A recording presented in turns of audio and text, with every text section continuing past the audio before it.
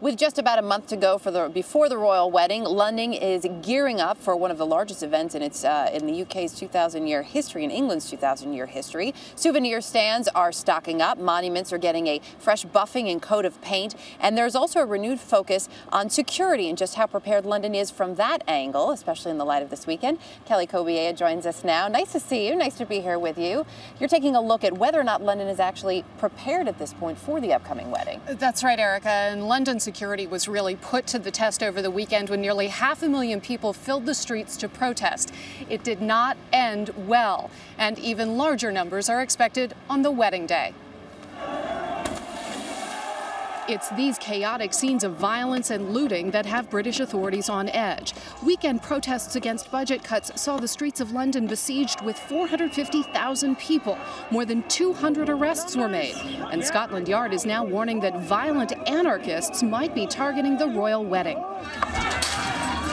The city will spend $33 million on security to make sure William and Kate don't run into the same problems as Charles and Camilla when protesters managed to disrupt their motorcade last December. There will be snipers on rooftops, barricades on the wedding route, and armed police dressed as royal footmen on Kate and Will's carriage. It won't be a question of just turning up, let's just go and watch the royal wedding. I think people must be prepared now to be searched, and there will be a much, much heavier police presence than there was 30 years ago for Charles and Diana. The wedding is expected to have a worldwide viewing audience of 4 billion people. London is anticipating a crowd of 600,000, the same number that celebrated Prince Charles and Lady Diana's marriage, along with an economic boost of $80 million. The royal wedding is going to be fantastic. We're expecting hundreds of thousands of people to come to London.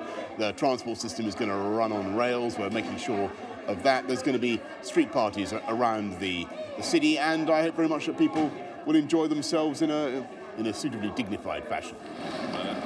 With the big day quickly approaching, London has wedding fever. Souvenir stands are stocking up on everything Will and Kate. Coffee mugs, ashtrays, even dish rags. Is this his beauty? And sparkling imitations. Workers are preparing the grounds along the wedding procession and polishing the royal carriage that will take the newlyweds to Buckingham Palace. But with the world's eyes focused on the British capital, it will take more than just pomp and circumstance to make this wedding perfect. London, of course, is preparing for about 600,000 people on that day, but the crowds could be smaller. Even at this late date, hotels are not sold out here, Erica. About 100,000 rooms are still available. Surprising, so still a chance to get here. That's right. The airfare may make it tough, though. Kelly Cobiella. Kelly, thanks.